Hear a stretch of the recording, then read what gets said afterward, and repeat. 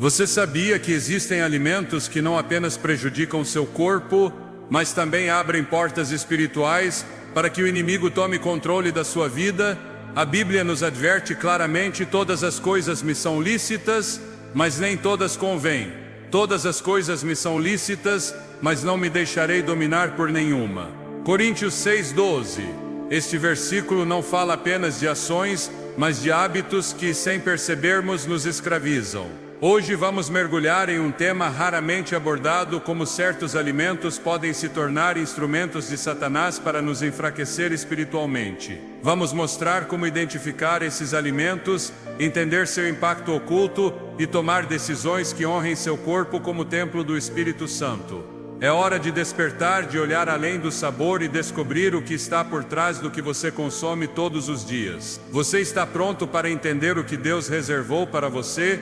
Desde o início dos tempos, o inimigo tem usado os mesmos métodos para desviar o povo de Deus: sedução, dúvida e desejo. E embora pensemos que suas estratégias são sempre grandiosas e evidentes, a verdade é que muitas vezes elas operam no cotidiano, no que parece inofensivo, no que acreditamos não ter nenhuma implicação espiritual. E se eu te dissesse que o que você come, aquilo que você coloca no seu corpo diariamente, pode ser uma ferramenta que Satanás usa para te enfraquecer, confundir seu discernimento e escravizar sua vontade? As Escrituras nos ensinam que o corpo não é apenas matéria, ele é templo do Espírito Santo. Em Coríntios 6:19, somos lembrados: acaso não sabem que o corpo de vocês é templo do Espírito Santo, que está em vocês e que receberam de Deus? Vocês não pertencem a si mesmos. Essa afirmação vai muito além de uma doutrina sobre saúde. É uma verdade espiritual profunda que nos confronta com a realidade de que tudo o que fazemos com nosso corpo, incluindo o que comemos, tem consequências eternas.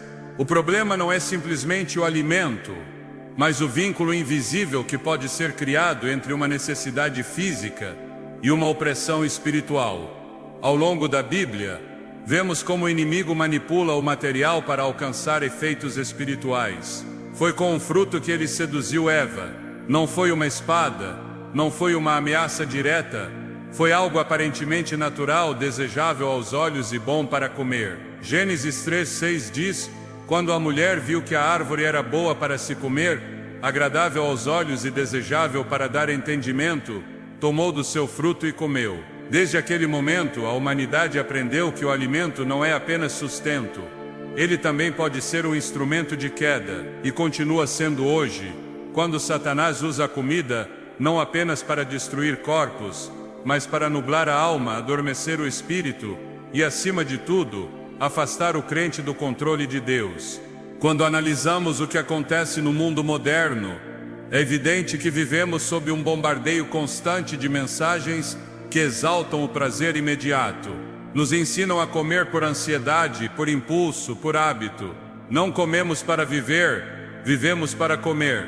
E no meio desse desordem, se esconde uma armadilha espiritual sutil, mas perigosa.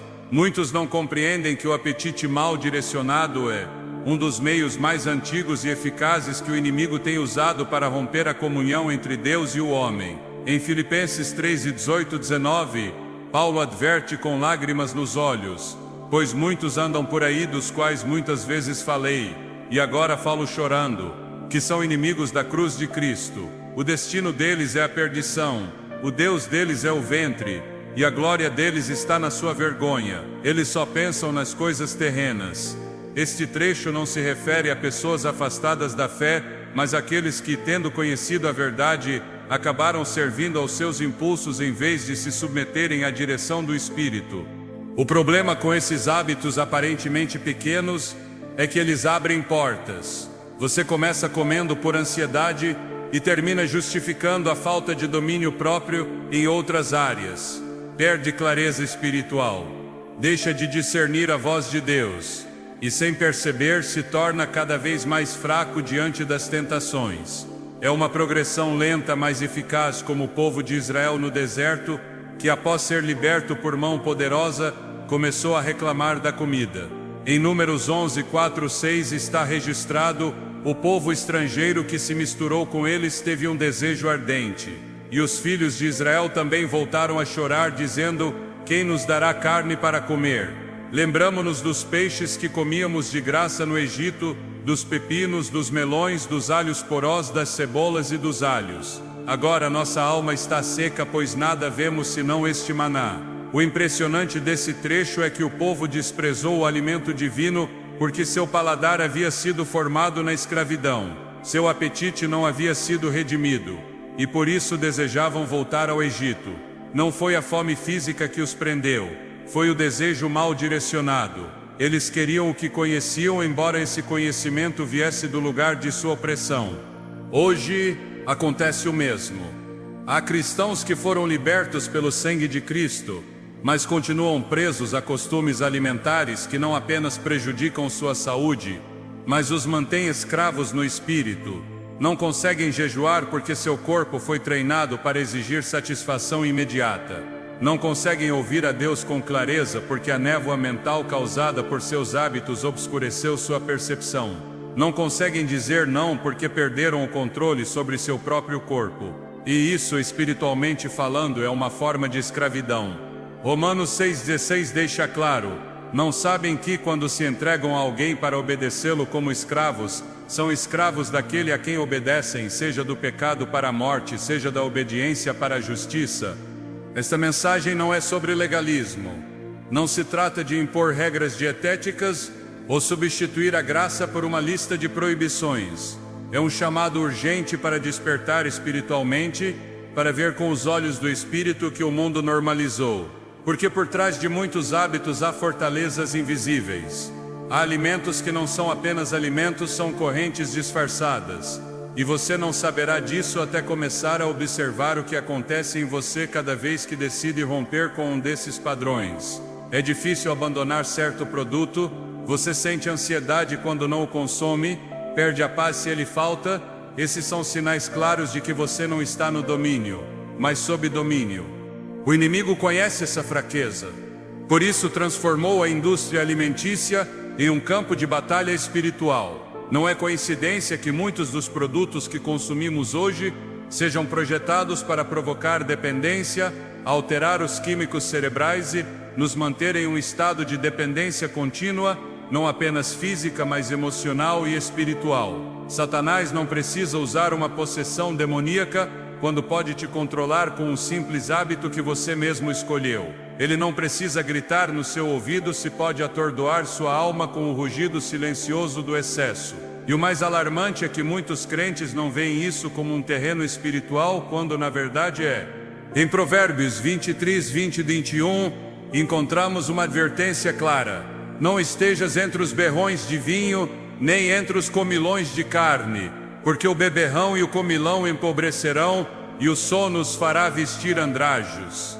Esse empobrecimento não é apenas financeiro, é espiritual. É um empobrecimento de visão, de sensibilidade, de poder espiritual. Jesus mesmo, antes de iniciar seu ministério, enfrentou essa batalha no deserto. O inimigo tentou primeiro com pão, não com fama, não com poder, mas com alimento. Porque sabia que, se conseguisse fazer Jesus usar seu poder para satisfazer sua fome, teria quebrado sua dependência do Pai. Mas Jesus respondeu com palavras eternas: está escrito, nem só de pão viverá o homem, mas de toda a palavra que procede da boca de Deus. Mateus 4:4. Essa declaração não é apenas um princípio, é uma estratégia espiritual. Quando você entende que o que realmente te alimenta não é o pão, mas a palavra, começa a tomar decisões a partir de um lugar de liberdade, não de compulsão. Há momentos em que Deus te chama para jejuar, para te negar, para discernir o que você consome, não porque quer te castigar, mas porque deseja te libertar. O domínio próprio é um dos frutos do Espírito, e como todo fruto, exige cultivo, intencionalidade e perseverança. Gálatas 5, 22, 23 diz: mas o fruto do Espírito é amor, alegria, paz, paciência, benignidade, bondade, fidelidade, mansidão, domínio próprio. Contra essas coisas não há lei. Quando você pratica o domínio sobre seu corpo, algo começa a mudar dentro de você. seu discernimento se aguça, sua sensibilidade espiritual se eleva, sua mente se clareia, suas orações se intensificam. É como se um véu se rasgasse, e você começa a ver com mais nitidez o que antes passava despercebido. Essa clareza é um presente de Deus, mas vem após o sacrifício. Muitas pessoas que começam a mudar seus hábitos alimentares relatam não apenas melhorias físicas, mas também espirituais. Sentem-se mais próximas de Deus, conseguem orar com maior concentração, têm sonhos mais claros, ouvem com mais facilidade a voz do Espírito. E não é mágica, é o fruto de uma obediência concreta. Em Isaías 58, Deus fala sobre o jejum que ele escolheu. Não é apenas se abster de comida, é romper julgos, liberar cargas, deixar de fazer o que não agrada a Deus. O versículo 6 resume: não é este o jejum que escolhi, soltar as cadeias da injustiça, desatar os jugos da opressão, deixar livres os oprimidos e romper todo jugo. Em outras palavras, há correntes que só se quebram quando o corpo se submete, quando o apetite se rende, quando o coração busca a Deus acima do prazer. Esse primeiro passo não é fácil.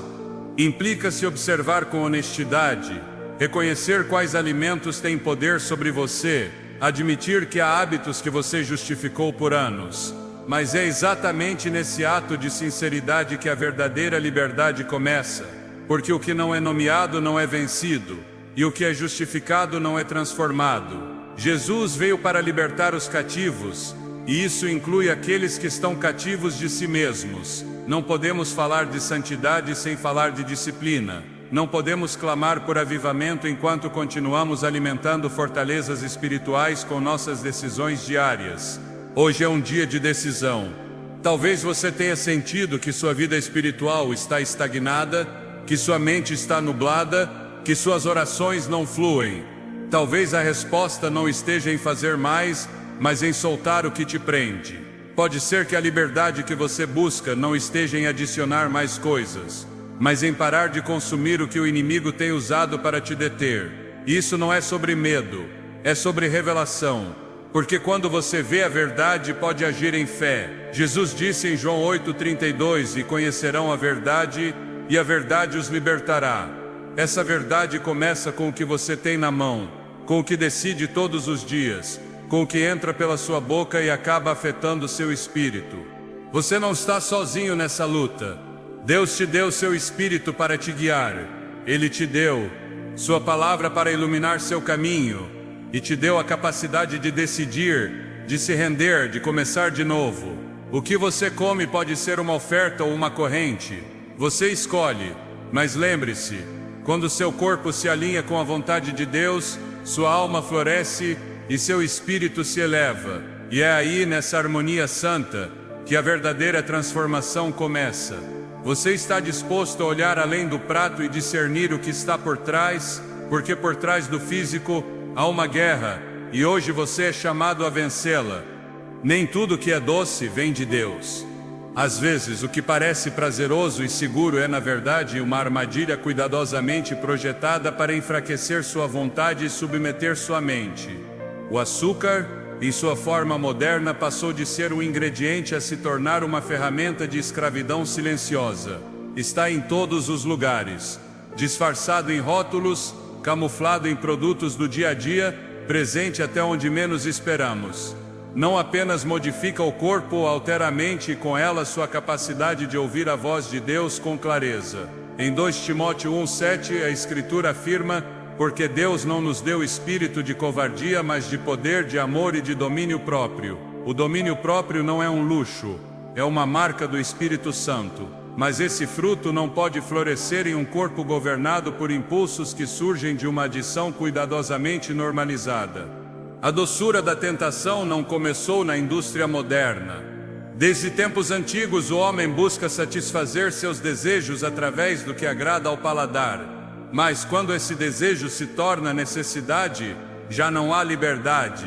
E onde não há liberdade, há terreno fértil para o inimigo. Jesus ensinou que ninguém pode servir a 2 senhores. E embora em seu contexto ele falasse de riquezas, o princípio se estende a qualquer coisa que governa o coração. Se seu corpo clama por açúcar todos os dias e sua mente se nubla quando não o obtém, você está diante de um conflito espiritual disfarçado de costume diário. Você não pode declarar liberdade em Cristo enquanto está preso por correntes que você mesmo alimenta com cada decisão. O açúcar age no cérebro de maneira semelhante a certas drogas. Ele libera dopamina, te faz sentir prazer momentâneo e depois exige mais. Isso não é apenas uma reação química, é uma manipulação do sistema que Deus projetou para o equilíbrio. Quando o design divino é manipulado, o resultado é desordem. E onde há desordem, a presença de Deus não se manifesta em plenitude. 1 Coríntios 14:33 nos lembra: porque Deus não é Deus de confusão, mas de paz.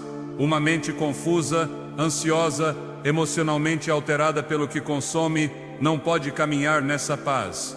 E sem paz, perde-se a clareza para tomar decisões espirituais.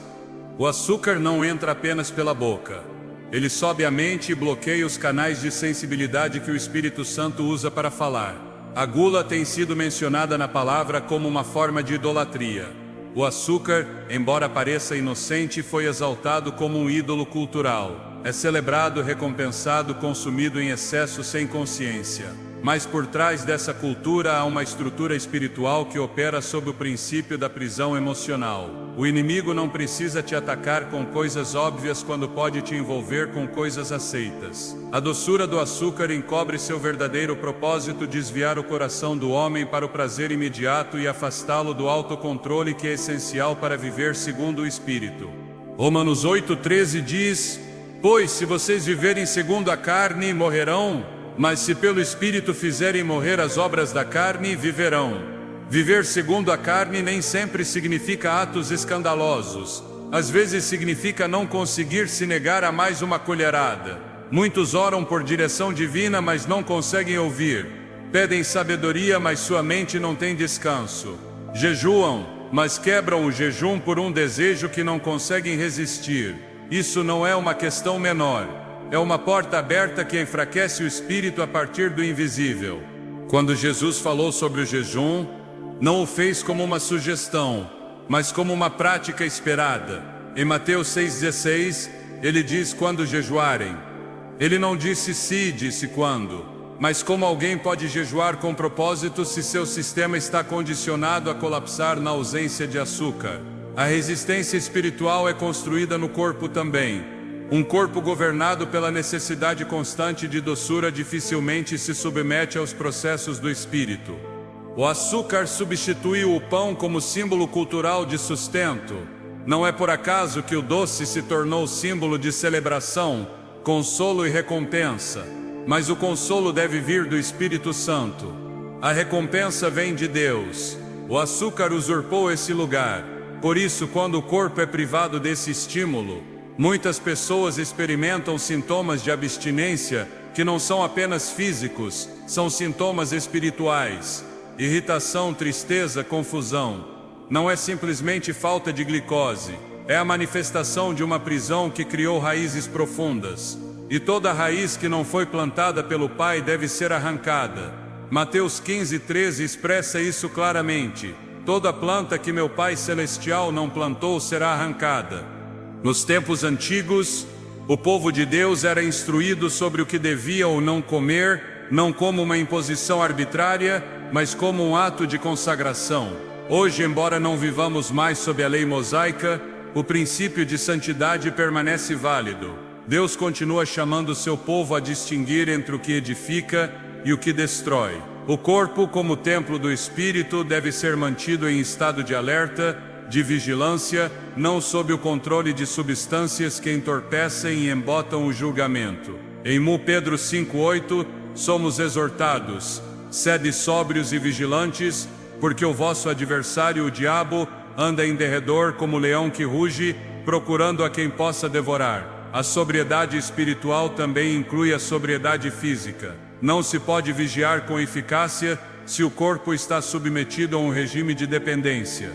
O inimigo não age apenas no plano espiritual. Ele infiltra sistemas, hábitos, modelos culturais. A indústria do açúcar criou uma dependência global que é reforçada por marketing emocional, manipulação informativa e acesso desenfreado. Não se trata de uma conspiração alimentar, mas de uma estratégia de distração espiritual. O que te controla te limita, e o que te limita impede que você desenvolva seu potencial em Deus. O povo de Deus foi chamado à liberdade, mas muitos vivem em escravidão diária sem perceber. Em Gálatas 5:1, está declarado: permanecei, pois, firmes na liberdade com que Cristo nos libertou, e não vos sujeiteis outra vez ao jugo da escravidão. Esse jugo pode assumir muitas formas. Às vezes, toma a forma do que adoça seu café. Essa doçura é ilusória. Produz um prazer efêmero que não preenche o vazio interior. Somente o Espírito Santo pode trazer plenitude. Somente a palavra pode dar saciedade. O açúcar cria a ilusão de satisfação, mas exige cada vez mais. E nesse ciclo a alma se cansa, o corpo se esgota, o espírito adormece.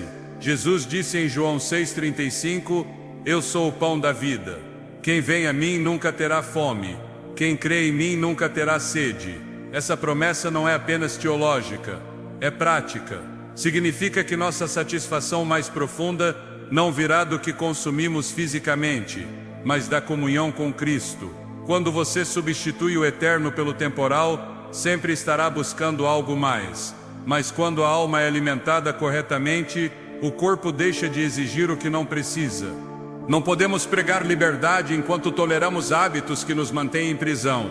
Não podemos falar de guerra espiritual enquanto servimos ao estômago.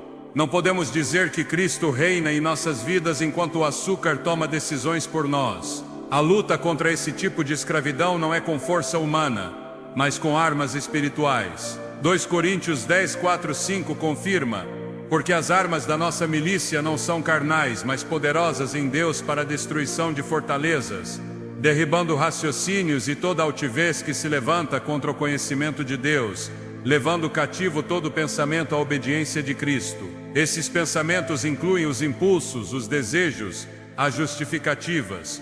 Tudo deve ser levado à obediência, até mesmo o que você come. Não se trata de demonizar o ingrediente, mas de discernir quando algo tomou o lugar que pertence somente a Deus. Se você não consegue largar, não está controlando.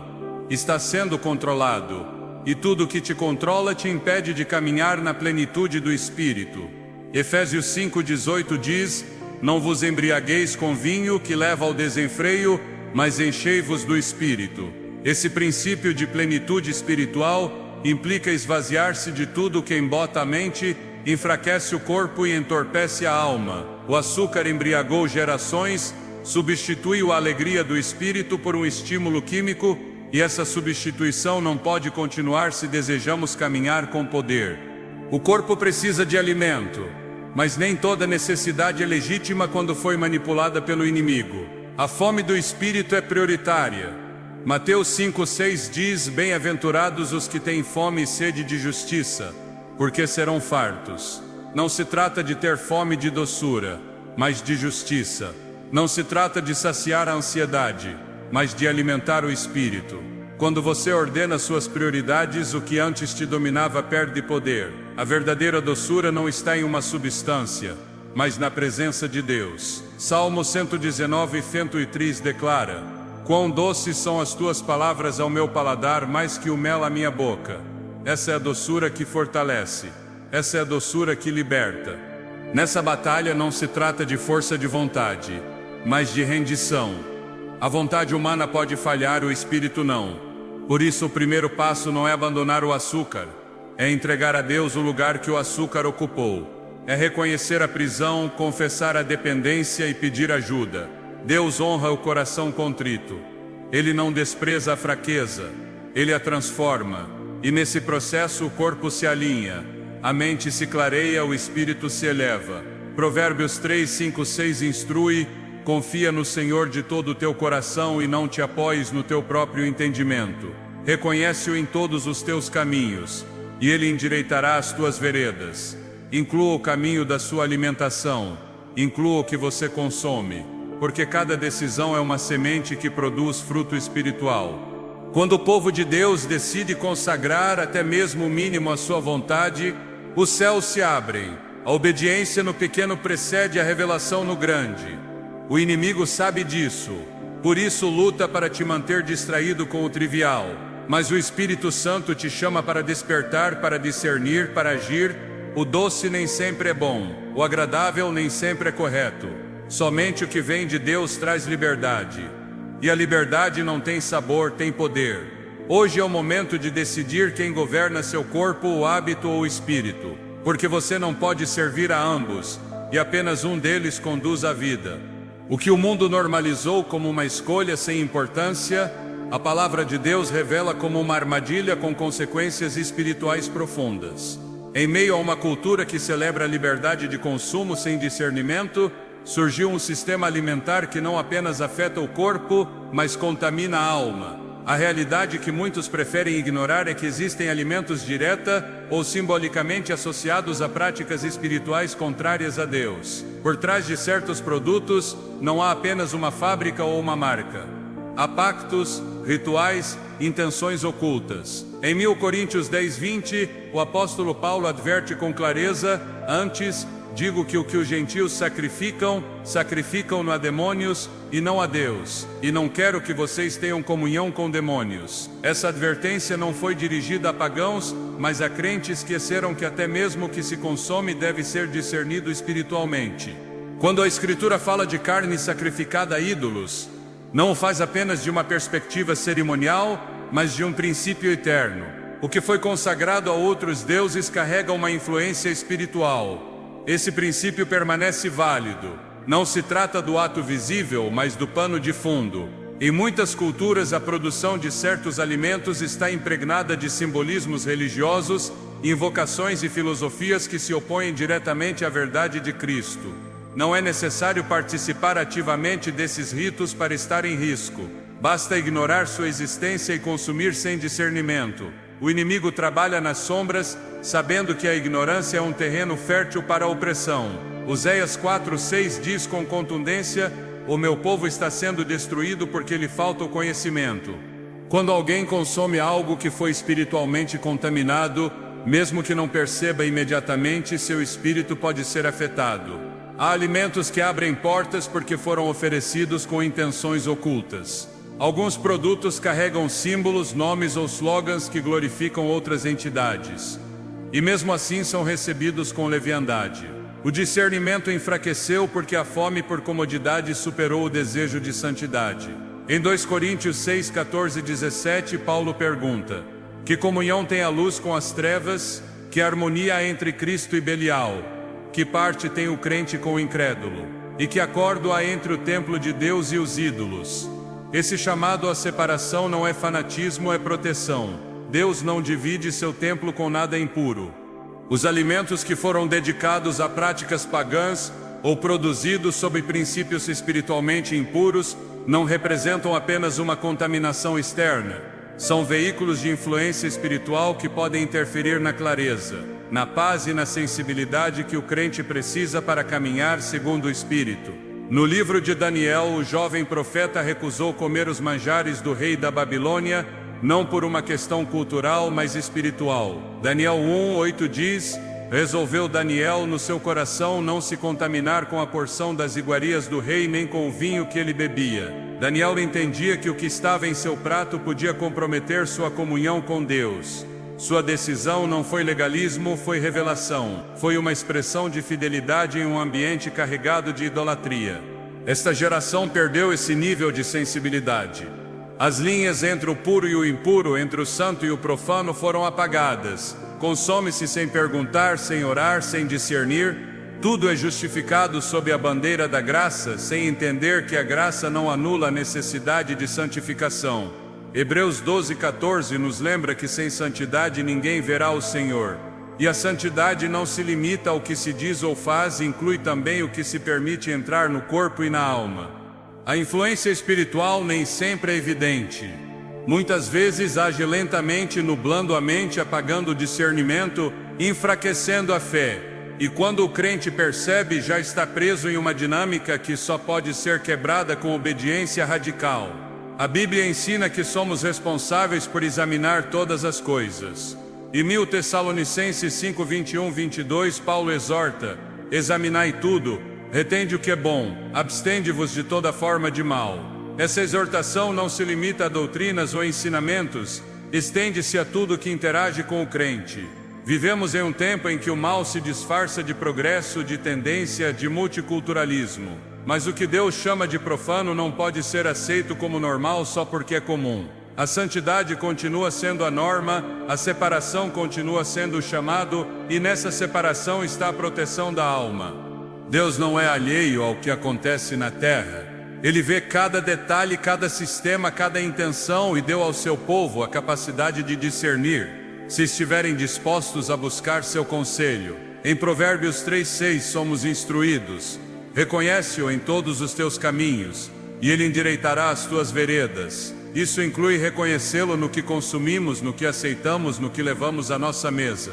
O inimigo sofisticou seus métodos, mas seu objetivo permanece o mesmo: infiltrar, contaminar, desviar. Ele não o faz com gritos ou espetáculos, ele o faz com sutileza. Introduz conceitos espirituais disfarçados de tradição cultural. Usa palavras suaves para esconder intenções obscuras. Aproveita-se da indiferença e do descuido. Mas a palavra de Deus nos equipa para ver além do visível. Quando o apóstolo Paulo abordou esse tema com a igreja em Corinto, ele o fez com uma clareza que não deixa espaço para ambiguidades. Em Coríntios 10:21, ele afirma: não podeis beber o cálice do Senhor e o cálice dos demônios. Não podeis participar da mesa do Senhor e da mesa dos demônios. Essa declaração evidencia que nem todo alimento é neutro. Há mesas espirituais que se estendem no invisível. E quando o crente participa sem discernimento, ele se une a pactos que desconhece. Não basta orar pela comida se o coração não está disposto a obedecer ao que o Espírito revela. A oração deve ser acompanhada de obediência e vigilância. Caso contrário, torna-se um ritual vazio que não protege nem transforma. O chamado não é ao medo, mas à consciência. Deus não deseja que seu povo viva em paranoia, mas em sabedoria. E a sabedoria começa com o temor de Deus. Provérbios 9:10 diz: o temor do Senhor é o princípio da sabedoria, e o conhecimento do santo é inteligência. Esse temor não paralisa, desperta, não oprime, liberta. Porque quando se teme a Deus, deixa-se de temer o engano. Quando se caminha na luz, as trevas não podem governar. E quando o crente entende que cada decisão tem um peso eterno, começa a viver com intenção, com pureza, com discernimento. O ato de se alimentar é mais que uma necessidade biológica. É uma expressão do que se honra, do que se permite, do que se aceita como parte de si mesmo. Por isso o inimigo transformou essa área em um campo estratégico. Ele não precisa mudar sua doutrina se pode infiltrar sua mesa. Não precisa alterar sua fé se consegue adormecer seu discernimento. Mas Deus está chamando seu povo a despertar, a examinar, a separar. Em Levítico 20:26, o Senhor declara: sereis santos para mim, porque eu, o Senhor, sou santo e vos separei dos povos para serdes meus. Essa separação continua válida. Não é uma separação física, mas espiritual. Não é uma rejeição do mundo, mas um compromisso com a verdade. Há alimentos que não apenas nutrem o corpo, mas contaminam o espírito. Não por sua composição química, mas por sua origem espiritual. O crente deve aprender a discernir além do evidente. Não se trata de cair em legalismos, mas de abraçar uma vida de consagração. Porque o que começa como uma decisão trivial pode se tornar um canal de influência que enfraquece lentamente a vida espiritual. E em tempos em que a batalha espiritual se intensifica, não há espaço para negligência. O apóstolo Pedro expressou isso com urgência em 1 Pedro 1:13-16, portanto, cingindo o vosso entendimento, sede sóbrios e esperai inteiramente na graça que vos será trazida na revelação de Jesus Cristo. Como filhos da obediência, não vos conformeis às concupiscências que antes havia em vossa ignorância. Pelo contrário, segundo é santo aquele que vos chamou, tornai-vos santos também vós mesmos em todo o vosso procedimento. A santidade inclui a maneira como nos relacionamos com o que consumimos. Inclui o reconhecimento de que nossa vida está consagrada, do invisível ao visível. E se fomos chamados a ser templo, devemos cuidar do que entra nesse templo. Nem tudo que é legal é lícito. Nem tudo que é comum é correto. 1 Coríntios 6,12 reafirma: todas as coisas me são lícitas, mas nem todas convêm. Todas as coisas me são lícitas, mas não me deixarei dominar por nenhuma. Essa é a chave: não ser dominado, não ser influenciado pelo oculto, não permitir que o que foi oferecido a outros deuses tenha lugar na vida de um filho de Deus. A obediência nessa área pode parecer pequena, mas produz frutos imensos. O discernimento cresce, a clareza se multiplica, a sensibilidade ao Espírito se aguça, porque Deus honra aqueles que o honram. E quando o crente decide render até mesmo o que come, está dizendo com sua vida: Tu governa tudo, Senhor. Nada está fora do teu senhorio. Essa rendição é a base da autoridade espiritual. Não se pode repreender o inimigo enquanto se participa de suas mesas. Não se pode caminhar em santidade enquanto se permite a contaminação disfarçada. Mas quando se escolhe a pureza, acessam-se níveis mais profundos de comunhão com Deus. O que está em jogo não é uma dieta, é a santidade, é a obediência, é a presença de Deus se manifestando com poder em cada área da vida. E essa manifestação começa quando se leva a sério o que o mundo trata com leviandade. O alimento é uma linguagem, diz algo sobre quem governa, sobre o que se valoriza, sobre a quem se honra. E somente um é digno de receber essa honra. Seu nome é santo, seu nome é Cristo. E tudo que se faz, até mesmo o que se come ou bebe, deve ser feito para a glória do seu nome. 1 Coríntios 10:31 afirma: portanto, quer comais, quer bebais ou façais qualquer outra coisa, fazei tudo para a glória de Deus. Há um pecado que raramente é pregado, que quase nunca é mencionado em conversas espirituais, mas que se infiltrou sorrateiramente na vida de muitos crentes. É discreto, mas constante. Esconde-se nos hábitos diários, no que parece inofensivo, no que todos fazem sem questionar. A gula não é apenas uma questão de quantidade, é um desordenamento da alma, é a expressão de um corpo que deixou de obedecer ao Espírito, é a manifestação de um coração que aprendeu a preencher vazios com comida em vez de buscar a plenitude em Deus. Filipenses 3:19 define com clareza: o destino deles é a perdição, o Deus deles é o ventre, e a glória deles está na sua vergonha. Eles só pensam nas coisas terrenas. Esse tipo de pecado foi normalizado por uma cultura que glorifica o excesso. Comemos mais do que o necessário, com mais frequência do que o necessário, por razões que não têm relação com o sustento. E nesse ciclo, o espiritual se enfraquece. Não é por acaso que em muitos momentos bíblicos cruciais, a disciplina do jejum aparece como resposta ao caos interior. Porque onde o corpo governa, o espírito adormece. Onde a carne dirige, a comunhão se rompe. E quando o apetite se torna o mestre, a vontade já não responde ao Espírito Santo, mas ao desejo imediato. A gula é mais que um costume, é um sinal de que o domínio próprio foi cedido. Gálatas 5:22 aponta o domínio próprio como um fruto do Espírito, não como uma qualidade natural. Não se trata apenas de força de vontade, mas de uma evidência tangível de que Deus está reinando dentro de você. Quando uma pessoa não consegue parar, ela não está sendo governada pelo Espírito, está sendo arrastada por um impulso que, embora disfarçado de necessidade biológica, tem raízes mais profundas. A Escritura não minimiza o pecado da gula. De fato, o coloca no mesmo nível de outros comportamentos que prejudicam a alma e apagam a voz de Deus na consciência do crente. No Antigo Testamento, o povo de Israel caiu várias vezes por seguir seus desejos mais básicos. Números 11 relata como eles desejaram comida a ponto de provocar a ira de Deus. Não era fome verdadeira, era insatisfação espiritual expressa através do apetite.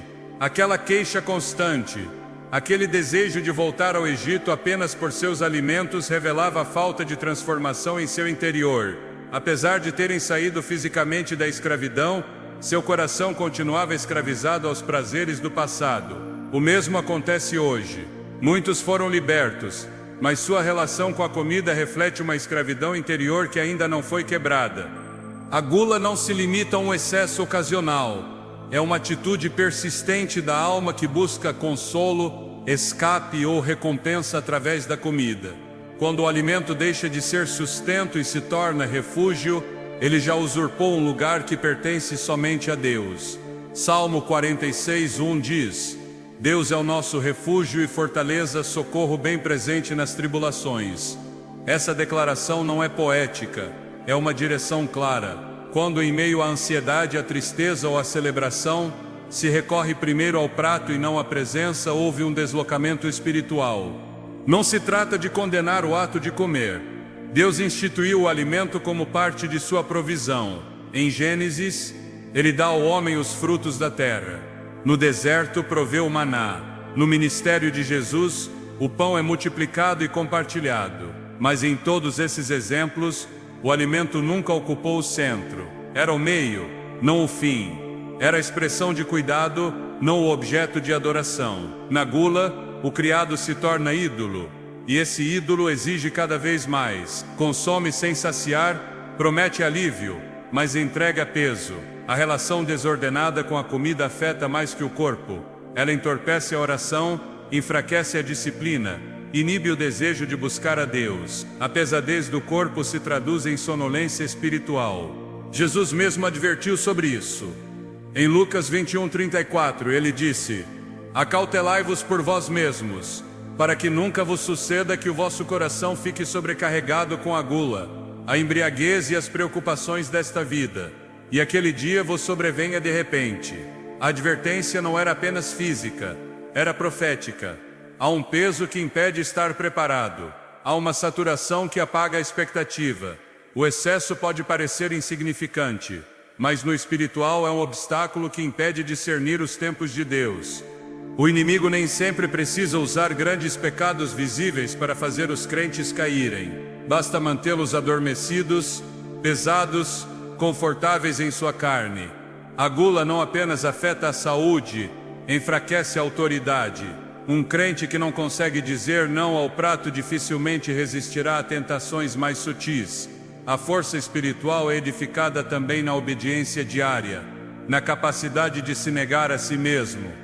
Jesus disse em Mateus 16:24, Se alguém quer vir após mim, a si mesmo se negue, tome a sua cruz e siga-me. Negar-se a si mesmo começa com o que parece mais básico. Se não há vitória aí, não haverá conquista em outras áreas. O apetite descontrolado é uma forma de desordem interna, e Deus é Deus de ordem. 1 Coríntios 14:40 ensina: Tudo, porém, seja feito com decência e ordem. Essa ordem não se refere apenas ao culto, mas à vida mesma. Onde há desordem, o inimigo tem acesso. A gula, ao romper essa ordem, abre portas que afetam a saúde, a mente e a sensibilidade espiritual. Torna-se um ciclo. O excesso produz culpa. A culpa enfraquece a oração, a fraqueza espiritual leva a mais excesso. É um círculo vicioso que só pode ser quebrado com uma decisão consciente de render essa área a Deus. A transformação não ocorre por determinação humana. Não basta fazer dietas ou mudar rotinas. A raiz da gula está no coração, e somente o Espírito Santo pode operar nesse nível. Em Ezequiel 36:26, Deus promete: Dar-vos-ei coração novo e porei dentro de vós espírito novo. Tirarei de vós o coração de pedra e vos darei coração de carne. Esse novo coração tem novos desejos, novas prioridades, nova sensibilidade. Somente quando se recebe essa transformação interna, o apetite se submete ao governo do Espírito e deixa de ser um mestre cruel. Deus chama seus filhos a viverem com consciência, com domínio, com clareza, não para impor uma vida rígida, mas para proteger a comunhão. O pecado da gula se escondeu sob o disfarce da normalidade, mas a normalidade do mundo não é o padrão do reino. Romanos 12:2 declara: Não vos conformeis com este século, mas transformai-vos pela renovação da vossa mente, para que experimenteis qual seja a boa, agradável e perfeita vontade de Deus. Essa renovação inclui como você vê o corpo, como vive o alimento, como administra o desejo. O chamado é para voltar ao design original, um corpo governado pelo Espírito, não pela carne. Um estilo de vida onde o alimento é uma bênção, não uma corrente. Uma consciência onde cada decisão se alinha com a vontade de Deus, não para ganhar méritos, mas para viver livre. João 8,36 diz: Se, pois, o Filho vos libertar, verdadeiramente sereis livres. Essa liberdade inclui a área dos hábitos, inclui o ato cotidiano de comer, porque ali também se reflete quem governa. O corpo é templo e, como templo, deve ser cuidado, purificado, consagrado. Em 2 Crônicas 29, Ezequias restaura o templo físico de Israel, removendo tudo que o contaminava, limpando suas câmaras, restaurando seu propósito.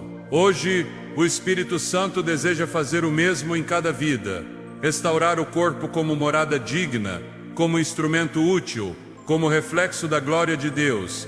Essa restauração começa com a rendição, com a disposição de dizer: Senhor, até no que como, quero te honrar. Quando o alimento ocupa seu lugar correto, abre-se espaço para a comunhão. Quando o apetite é governado, a alma ouve com mais clareza. Quando a gula é derrubada, o poder espiritual se levanta. A vitória não está em comer menos, mas em viver sob a guia do Espírito. Não se trata de contar calorias, mas de render o coração. Porque onde há rendição, há transformação. E onde há transformação, há glória. O inimigo treme diante de um crente que domina seu corpo. Porque esse crente não se move por impulsos, mas por direção. Não responde ao desejo, mas à palavra. E essa vida tem autoridade, tem poder, tem impacto. Essa vida não é dominada pelo prato, mas pelo Espírito. Não vive apenas de pão, mas de cada palavra que procede da boca de Deus. Nos tempos bíblicos, o ato de comer não era apenas uma necessidade. Era também um ato espiritual carregado de significado. Entendia-se que o que entrava no corpo podia afetar a comunhão com Deus, não apenas por sua natureza física, mas por sua procedência espiritual. Essa realidade não mudou. Hoje, mais do que nunca, é vital discernir o que consumimos, não apenas por razões de saúde, mas porque por trás de certos alimentos pode haver uma consagração invisível a forças que não provêm de Deus. Em 1 Coríntios 10, 19 e 20, Paulo deixa uma advertência que ressoa com força: que digo, pois, que o ídolo é alguma coisa, ou que o que é sacrificado ao ídolo é alguma coisa. Antes, digo que o que os gentios sacrificam-no a demônios e não a Deus, e não quero que vocês tenham comunhão com demônios.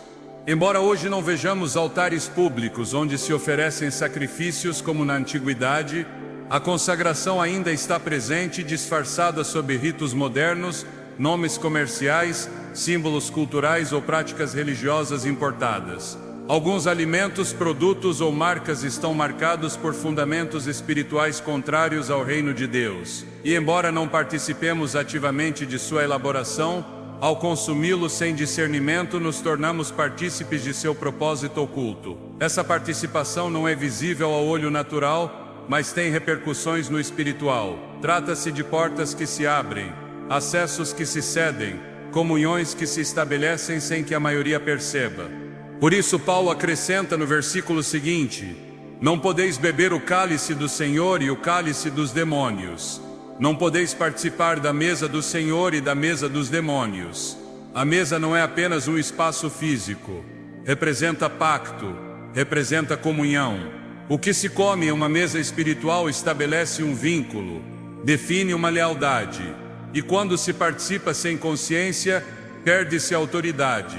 O inimigo não precisa estabelecer contato direto se consegue se infiltrar no ato cotidiano de se alimentar. Na antiguidade, o povo de Deus era constantemente advertido contra a contaminação ritual. Em muitos casos, essa advertência tinha a ver com alimentos que haviam sido oferecidos a ídolos ou preparados sob normas religiosas alheias à lei de Deus. O princípio permanece válido. O que foi consagrado ao profano contamina o que é santo. A estratégia do adversário foi sofisticada. Ele já não busca impor a idolatria abertamente, mas normalizá-la sutilmente. Ele o faz através de produtos que se apresentam como inofensivos, mas que foram elaborados sob invocações, práticas culturais ocultas ou fundamentos espirituais distorcidos. Embora muitos não percebam, seu efeito pode se manifestar em forma de confusão espiritual, perda de sensibilidade, sequidão na oração ou interrupções na paz interior. Não se trata de superstição, mas de uma realidade espiritual que a palavra nos ensina a considerar. O chamado não é para viver com medo, mas com discernimento. Deus não deseja que caminhemos na ignorância, mas na sabedoria. Efésios 5:15-17 declara: portanto, vede prudentemente como andais, não como nécios, mas como sábios, remaindo o tempo, porque os dias são maus. Por isso não vos torneis insensatos, mas compreendei qual é a vontade do Senhor. Essa prudência também se aplica ao que consumimos, porque até mesmo o que parece cotidiano pode ter implicações eternas. O que entra no corpo afeta mais do que se imagina. E se o corpo é templo do Espírito Santo, tudo o que o toca deve ser examinado, rendido e purificado sob a luz da verdade. Porque quem participa da mesa do Senhor não pode sentar-se, ainda que inconscientemente, em mesas alheias ao seu reino. O corpo que Deus te deu não é uma casualidade nem um acidente. É um design divino criado com propósito, consagrado como templo e chamado a refletir a glória do Criador em cada uma de suas funções. A maneira como ele é cuidado, alimentado e governado é parte essencial da obediência espiritual. Não se pode buscar a plenitude da vida cristã enquanto o corpo permanece preso por hábitos que contradizem a vontade de Deus. A restauração começa com a rendição. Romanos 12:1 declara com clareza: rogo-vos, pois irmãos, pelas misericórdias de Deus, que apresenteis o vosso corpo por sacrifício vivo, santo e agradável a Deus, que é o vosso culto racional. Apresentar o corpo não significa apenas abster-se do pecado visível, mas também submeter cada aspecto físico à autoridade do Espírito. No cotidiano, onde se decide o que entra no corpo, reflete-se o que verdadeiramente governa a alma. É ali que começa o processo de restauração. Não é simplesmente deixar de consumir certos alimentos.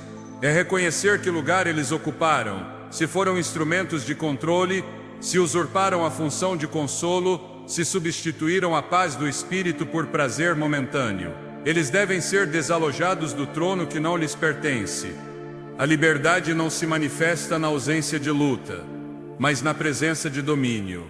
E esse domínio não é humano, é espiritual. Quando o crente permite que o Espírito Santo guie até mesmo suas decisões alimentares, seu corpo se torna uma extensão da obediência. Não se trata de viver sob leis humanas, mas de caminhar sob convicções celestiais. A restauração implica limpeza, mas também realinhamento. Em 2 Coríntios 7:1 somos exortados: tendo, pois, amados tais promessas, purifiquemo-nos de toda impureza, tanto da carne como do espírito, aperfeiçoando a nossa santidade no temor de Deus.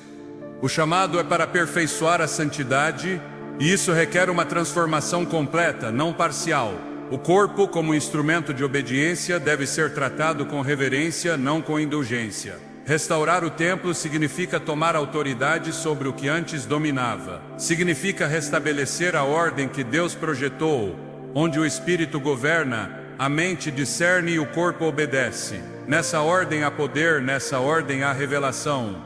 Nessa ordem experimenta-se a comunhão que foi quebrada pelo desordenamento. Não basta orar, é necessário agir com decisão. Não basta conhecer a verdade, é necessário sujeitar-se a ela. João 8:31-32 deixa claro: se vós permanecerdes na minha palavra, sereis verdadeiramente meus discípulos, e conhecereis a verdade, e a verdade vos libertará. A verdade liberta, mas somente quando é obedecida. O inimigo não teme o conhecimento teórico, ele teme a obediência prática. Porque onde há obediência há glória, onde há entrega há respaldo, e quando um crente decide consagrar até mesmo sua alimentação, sua vida inteira se alinha com o reino. Esse ato, embora pareça pequeno, tem um eco eterno, porque é ali no oculto que se forjam as vitórias visíveis. É ali na escolha diária que se manifesta o verdadeiro senhorio de Cristo. 1 Coríntios 10:31 resume com contundência: portanto, quer comais, quer bebais ou façais qualquer outra coisa, fazei tudo para a glória de Deus. A restauração do templo é o começo de uma vida de clareza, força e direção. Não se ganha apenas saúde, recupera-se visão. Não se quebra apenas uma corrente, recupera-se a sensibilidade espiritual. Porque quando o corpo se submete, o espírito se eleva. E quando o crente vive nessa integridade, toda a sua vida se torna uma oferta viva, santa e agradável ao Senhor. O que você ouviu não é apenas um chamado para mudar o que come, é um chamado para recuperar o governo espiritual sobre seu corpo, sua mente e seu entorno. Esta mensagem não trata apenas de alimentos, trata de autoridade. Quem tem a última palavra sobre suas decisões mais cotidianas? O que está em jogo não é sua dieta, é sua posição como filho de Deus, capacitado para viver com domínio, sobriedade e propósito. Porque cada vez que você decide conscientemente viver sob o Espírito e não sob o impulso, está exercendo a realeza que o céu te concedeu. Você não foi projetado para ser guiado pelo paladar, mas pela palavra. O inimigo compreendeu algo que muitos crentes ainda não entenderam. Uma mente saciada pela carne é uma mente que não discerne as coisas do Espírito. Por isso ele ataca onde parece que ninguém está olhando, porque sabe que ali se constroem fortalezas. Mas hoje, com esse conhecimento, você pode romper esse ciclo. Você pode traçar uma nova linha, não apenas do que deixará de consumir, mas do que começará a declarar com suas escolhas diárias, que seu corpo não será mais campo de domínio de ninguém além do Espírito de Deus. Este é o momento de levantar uma geração que não viva reagindo aos impulsos, mas caminhando com discernimento. Que compreenda que a verdadeira guerra espiritual nem sempre é travada com palavras fortes, mas com decisões silenciosas que ninguém vê, mas que o céu registra. Porque quando você escolhe honrar a Deus, até mesmo no que consome, o reino se manifesta de maneira concreta em sua vida. E essa manifestação não apenas te transforma, mas impacta sua casa, suas gerações, seu propósito. Que o que você come nunca mais seja casual. Que cada ato de disciplina seja um ato de guerra espiritual. Que cada decisão de obediência se torne uma declaração viva. O inimigo não governa aqui, porque quando você decide honrar a Deus no pequeno, ele se glorifica no grande. E é exatamente aí que começa a verdadeira vitória.